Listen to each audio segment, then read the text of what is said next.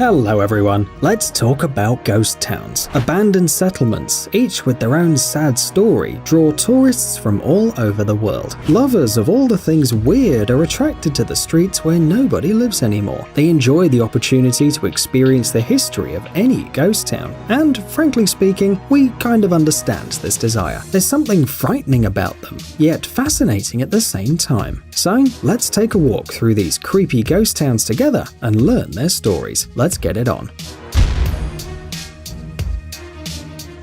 Hashima.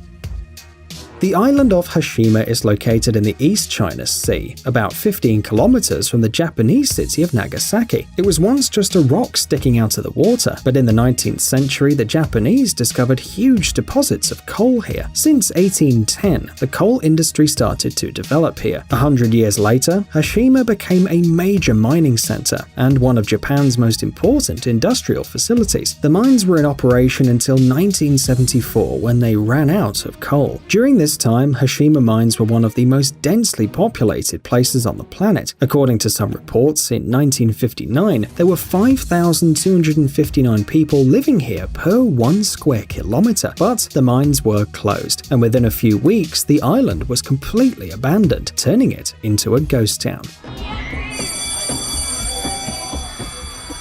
For many years, visiting Hashima was forbidden and punishable by deportation. Suspicious, right? But later, UNESCO intervened and Hashima was approved as a World Heritage Site. Visits are now allowed, but only to a specially adapted part of the island. What's happening on the rest of the island is still a mystery. Bodie. Bodie is a ghost town located in the western part of the USA, east of San Francisco in Mono County, California, on the border with Nevada. It all started with gold. In 1859, a certain W.S. Bodie discovered a gold deposit here. In the same year, he perished in a blizzard, but members of the Bodie family founded a town on the site and named it after the gold digger. Soon, another line of gold was discovered nearby, and Bodie began to grow rapidly. By 1879, Bodie had a population of 5,000 to 7,000 people. One legend says that in 1880, Bodie was the second or third largest city in California. Sadly, a few years later, due to a decrease in revenues from the gold mining, residents began to abandon the city. By 1900, the population had decreased tenfold. A little later, a railroad leading to Bodie was dismantled, and soon after, a major fire destroyed the commercial part of the city, making Bodie's demise inevitable. Today, the once large city has been turned into an open-air museum. Bodie is considered to be the best preserved ghost town in the United States, with 170 buildings that look perfect both on the outside and the inside. Thanks to the dry climate, Bodie's buildings are almost perfectly preserved. You might even believe that a local resident is about to appear around the corner, or someone will laugh or play a cheerful song. Pyramiden. The Russian coal mining settlement on the Norwegian archipelago of Svalbard is located in a picturesque place at the foot of a pyramid-shaped mountain. Previously, Pyramiden was the northernmost place in the world where coal was mined. In the 80s, up to 1,000 people lived here. Not much, but if you remember how far the village is, it becomes clear that Pyramiden was a northern metropolis. There were not only residential houses, a hospital and a kindergarten, but also a swimming pool, a huge cultural and sports complex, a farm, and even a hotel. Rich black soil was specially brought here to plant flowers too, but all good things come to an end. The mine closed in 1998, people were relocated, and Pyramiden turned into a ghost town. Only in the second half of the 2000s did some life come back here, all for the sake of tourists.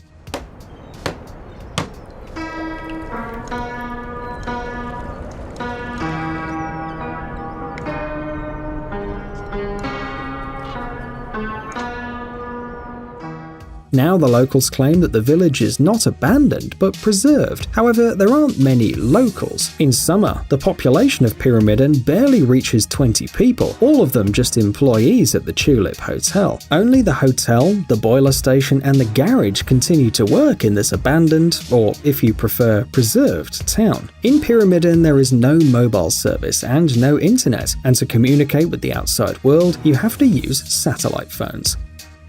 Akamara.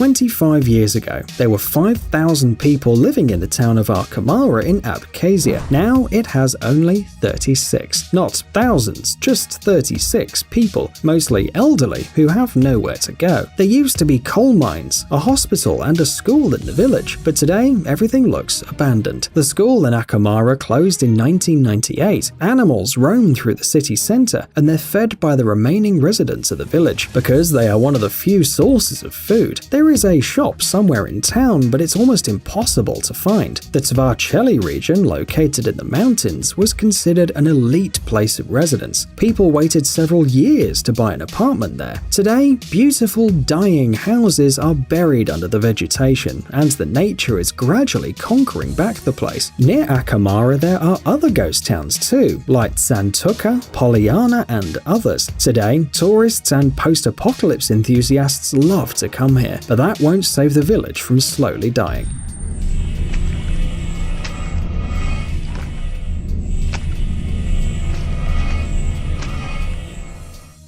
Haotawan.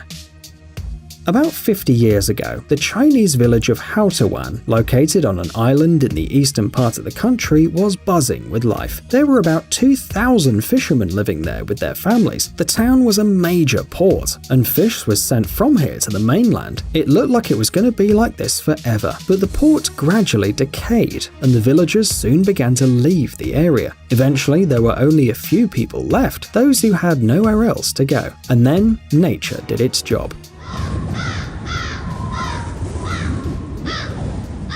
The village was covered by grass, and the walls of the buildings began to collapse and were covered in ivy that looked like thick green carpets. They say that no more than 10 people live here today. Now, Haotawan is visited only by tourists to admire the fascinating emptiness of the green village and to take pictures. There are no new settlers either, because there's absolutely nothing to do here.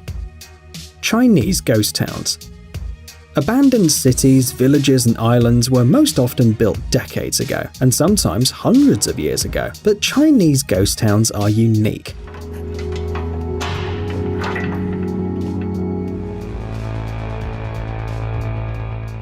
Empty apartment blocks, deserted streets with flashing traffic lights, hypermarkets without any goods or customers, kindergartens without children, universities without students, giant statues in the middle of empty squares, museums without exhibits or visitors. These towns were built quite recently, and certainly not for the filming of a new post-apocalyptic film. China is actively trying to urbanize, moving people from villages to cities. Well, trying to. The government allocates money. New cities are built, but then they remain empty. The problem is that apartments are just too expensive and people can't find jobs. Therefore, these new cities turn into ghost towns. However, they do not deteriorate with time. The government keeps a close eye on them. Lawns are mowed, streets are washed, and in some places there's even public transport. All in all, there is everything for life here, except for people. By the way, online, you can find an interesting theory about these cities. Some users claim that China is building empty megacities in case of war. In the event of a bomb attack, it'd be too expensive to restore the inhabited cities, so homeless people will be relocated to these empty cities prepared beforehand. Colemanskop. There are ghost towns in the desert too. Although it's much harder for them to fight against the influence of time and the forces of nature, such places still exist. Colemanskop is located in southern Namibia, in the vast coastal desert of Namib. It has been an abandoned city for more than 60 years now. In 1908, when Namibia was still under German control, a railway worker named Zacharias Lawala found a diamond while clearing the sand. Soon, there was a diamond fever in the region. Many must have heard of the California gold rush. It was something like that, but instead of gold, everyone was just obsessed with diamonds. According to some reports, by the end of 1914, about 1,000 kilograms had been extracted from the ground. Of course, along with the volume of diamonds, the city kept growing. There was a hospital, a ballroom, a power plant, a theater, a casino. But after the Second World War, the reserves of diamonds gradually ran low, and people began to move south to other deposits. The city was finally abandoned in 1956, and since then, the desert has been slowly reclaiming its territory. Tourists who visit Colemanskop today wander through the houses, sinking up to their knees in the sand. Rogudi Vecchio. If you're offered to look at some Greek ruins, you'll probably not be particularly interested. What, another tour for a couple of pictures like in a history book? Pfft. However, remains of Greek settlements can be found not only in Greece. For example, the ghost town of Rogudi Vecchio, the last Greek settlement in Italy, is lost in the mountains of southern Italy. Here you will not find a temple of Apollo or painted amphorae, only stones, bottles, and dilapidated houses. However, Rogudi Vecchio was founded in the 11th century. The Greeks began to colonize this region of Italy as early as the 8th century BC, so there's nothing surprising about it. And it is worth saying that this settlement was inhabited for a long time. Only after two very severe floods in 1971 and 1973 was Rogudi Vecchio declared completely uninhabitable, and the locals were relocated to neighboring villages. Now only the ruins are left on the site of the legendary town. Burj Al Babas. What you see now is not some editing, nor a strange Disneyland ripoff, neither a screenshot from The Sims.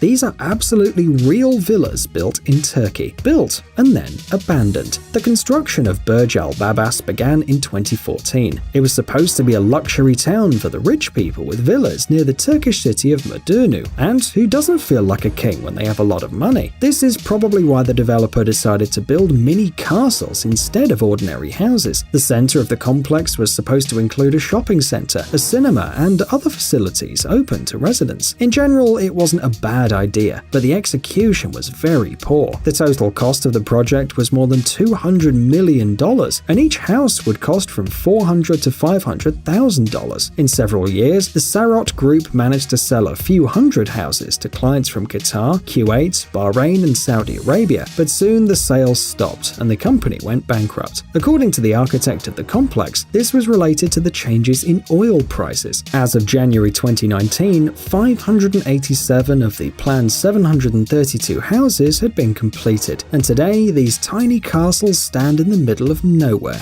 gradually collapsing. Psst, dude, are you looking for new technologies and great gadgets? Are your thoughts focused on the future? Do you love huge vehicles and can't imagine your life without robots around you? Then visit TechZone and you'll find all this and more. The link is in the description. You interested? Great.